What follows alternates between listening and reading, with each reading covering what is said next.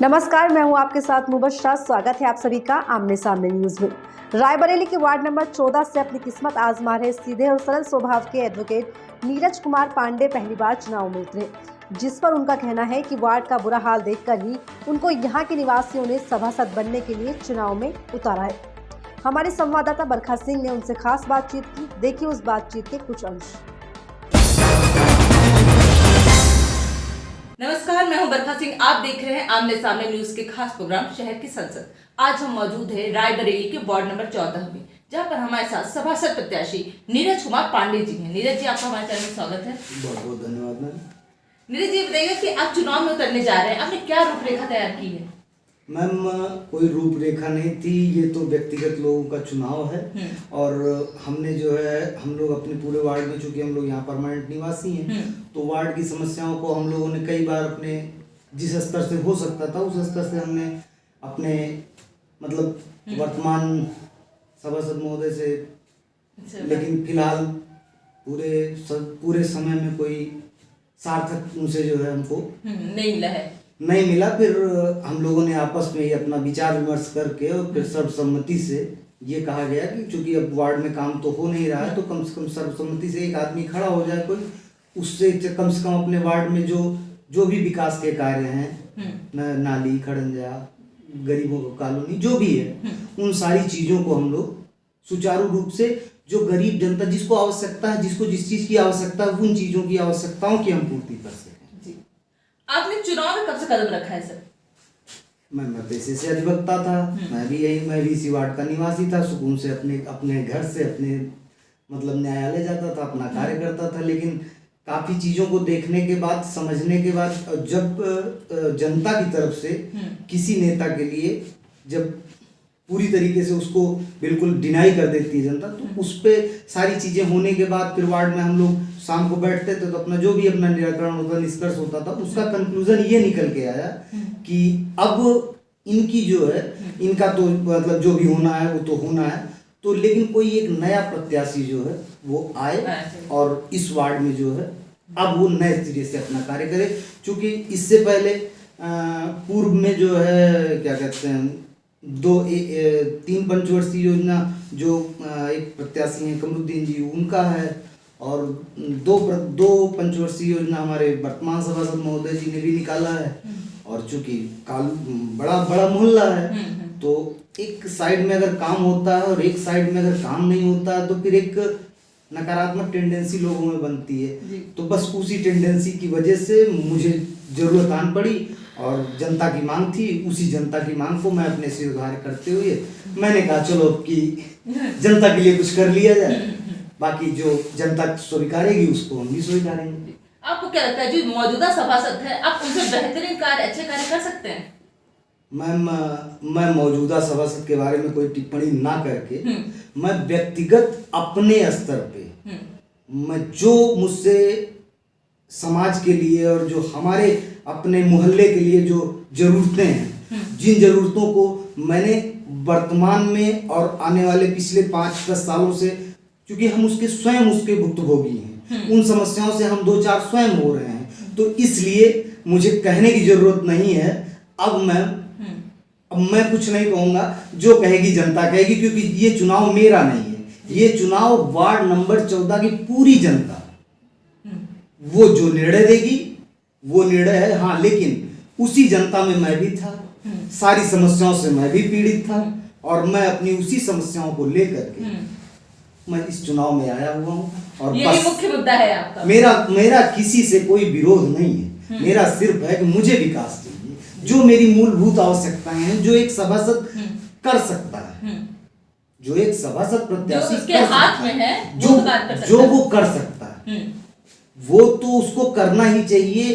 अब मान लीजिए किसी को है, कोई गरीब आदमी है, उसको मान लीजिए, मैं कह रहा हूँ सड़क नहीं मिल रही है, फंड नहीं आ रहा, चलो मैं मानता हूँ फंड ही नहीं आ रहा, फंड नहीं आ रहा, कम से कम नगर पालिका की जीसीबी है जी। बारिश में उस जीसीबी को ले आइए, जो रोड गड़बड़ है कुछ नहीं, उस पर थोड़ा सा 1 घंटे का काम है, अगर उस पर चल जाए तो कम से कम आम जनता को, जो हमारे मोहल्ले वासी हैं, उनको आने जाने में दिक्कत तो ना हो।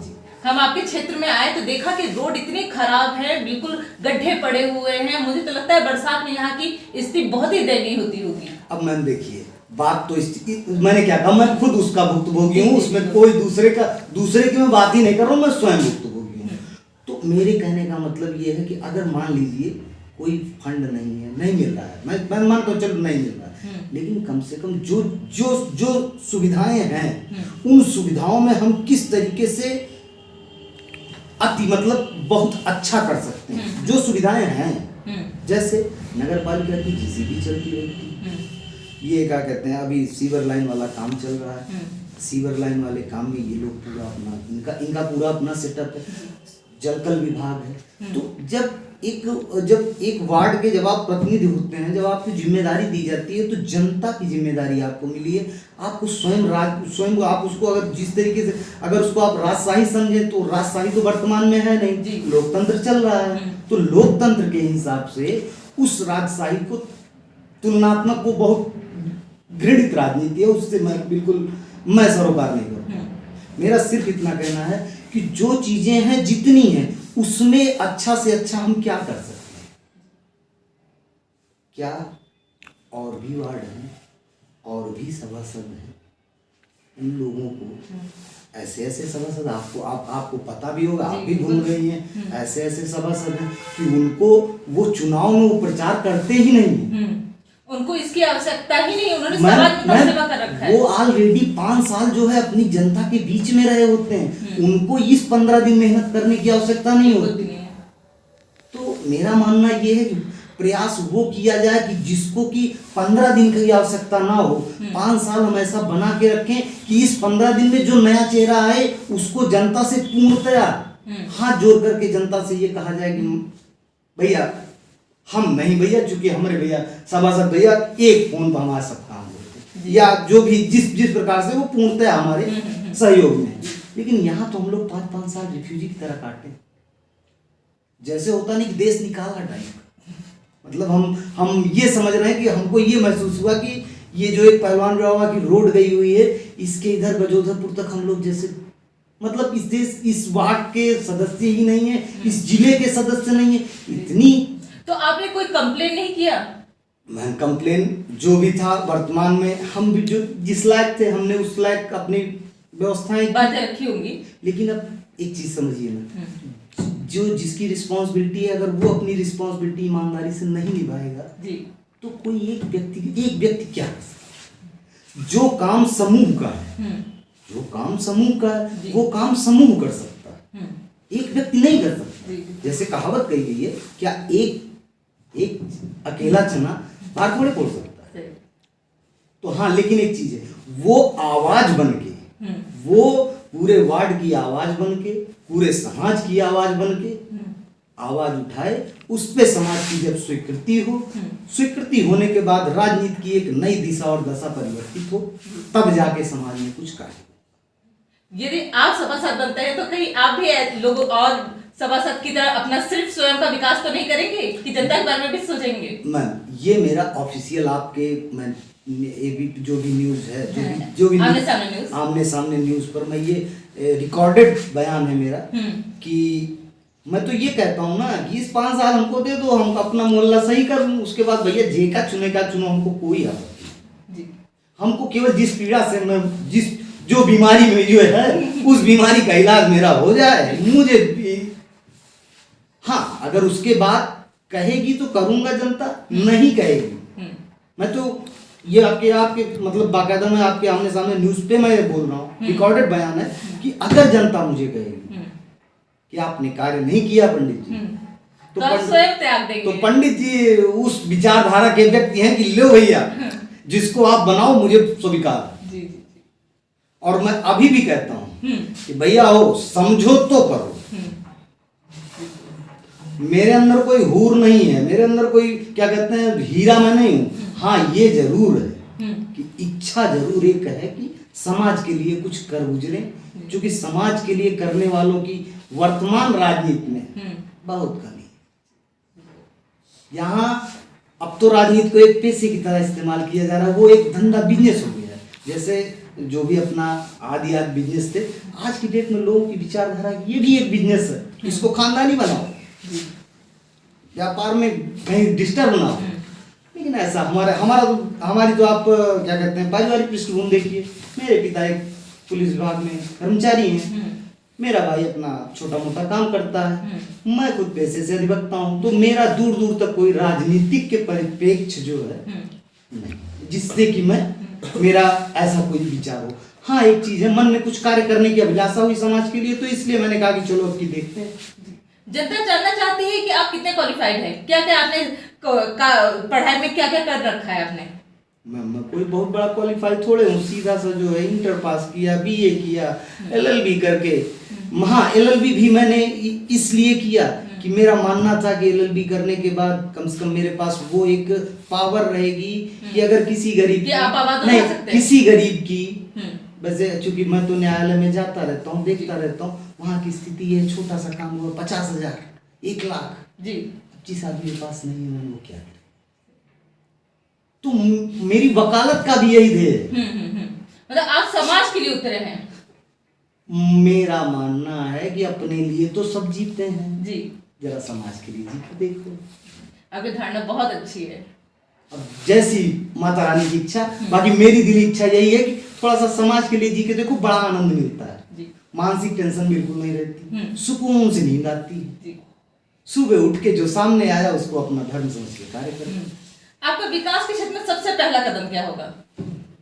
सबसे पहला कदम तो मेरा सिर्फ और सिर्फ ये होगा कि जो हल्के फुल्के, जो थोड़े बहुत, जैसे जो गड्ढे हैं, जैसे मान लीजिए कोई आदमी आ रहा है, बारिश में गिर जा रहा है, सबसे पहले कोशिश मेरी यही रहेगी कि मैं बाकायदा नगर पालिका में अपना एक आवेदन देकर के केवल 12 से 14 घंटा जीसीबी को चाहूंगा, जिससे कि मतलब कुछ करूं ना करूं, पहले भैया कम से कम आने जाने के लिए व्यक्ति को बन जाए, आने जाने की व्यवस्था हो जाए। खड़ंजा जब लगेगा, जब फंड आएगा, वो सारी चीजें होंगी, लेकिन जो जरूरी है उनको तो जी, जो मूलभूत आवश्यकताएं जो हैं, जैसे मान लीजिए अब कहीं पे सीवर गड़बड़ हुई, सीवर लाइन पड़ी है, खड़ंजा उसको उखड़ा हुआ, खड़ंजा ईंटें मौजूद हैं जी, ईंटें मौजूद हैं, लेकिन वो ईंटें जो है व्यवस्थित नहीं है।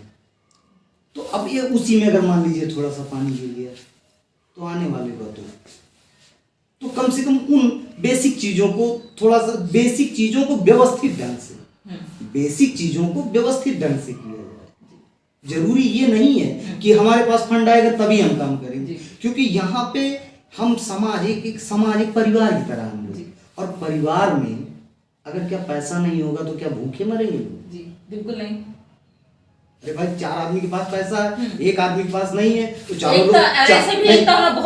चारों लोग मिलकर के एक आदमी की मदद करो, बढ़े, वो भी राजा की तरह रहेगा। अब भाई सब लोग वही एक परिवार में सब लोग खींचातानी करोगे भाई, करो तो फिर न्यायालय है, मार करो, उधर जाओ, पैसा तो सिंपल सा फंड है। अब मैं समाज के लिए मैं कोई वो नहीं करूंगा कि भाई ये हो जाएगा वो हो जाएगा, ऐसा कुछ भी नहीं है। तो ये है भैया, जो कहना है एकदम सीधा कि मैं जो मूलभूत आवश्यकताएं हैं उन्हीं पे मेरा फोकस होगा। और हमारे चैनल के माध्यम से आप जनता से कुछ कहना चाहते हैं? हम जनता से यही कहना चाहते हैं कि सबको देखा है, हमको भी एक बार मौका दो, समझ में आता है तो ठीक है, नहीं समझ में आता तो 5 साल बाद फिर तो आपके पास पावर है, उखाड़ के फेंक देना जी, और मैं वैसे ही हट जाऊंगा, फेंकने की जरूरत नहीं। अगर मुझे लगेगा कि मैं 5 साल में काम नहीं किया, जिस काम के लिए मैं आया था उस काम को, चाहे जिस दबाव से या जैसे भी, अगर मैं करने में सक्षम नहीं रहूंगा तो मैं खुद ही त्याग दूंगा। मुझे कोई इस पद से कोई लालच नहीं है आपको? मेरा कोई लालच नहीं है, मेरी वकालत है, मैं अपनी वकालत से संतुष्ट हूँ। जितना मुझे जीविका के लिए चाहिए ईश्वर के आशीर्वाद से वो मुझे मिलता है। ये थे हमारे साथ सभासद प्रत्याशी नीरज जी, जिनके सोच विचार बहुत अच्छे हैं। ये काफी शिक्षित हैं, इन्होंने एलएलबी कर रखी है, एडवोकेट भी हैं, और इनके सोच विचार इतने अच्छे हैं, इन्होंने सोच के रखा है कि यदि ये सभासद चुने जाते हैं तो ये विकास के कार्य सबसे पहले करेंगे। सबसे पहले ये अपने मोहल्ले के रोड को बनवाएंगे, उसके बाद ही ये कुछ और कार्य करेंगे। अब देखने वाली बात यह है जनता इनका कितना समर्थन करती है। बने रहिए आमने सामने न्यूज के साथ, मैं बरखा सिंह। धन्यवाद। वार्ड को स्वच्छ और विकसित बनाना ही नीरज पांडे का मकसद है, जिसके लिए वो चुनाव में उतरे हैं। तो अब देखना यह है कि जनता नीरज पांडे को कितना समर्थन देती है। तो फिलहाल इस रिपोर्ट में बस इतना ही। ऐसी तमाम जानकारी के लिए बने रहिए हमारे साथ और देखते रहिए आमने सामने न्यूज़। नमस्कार।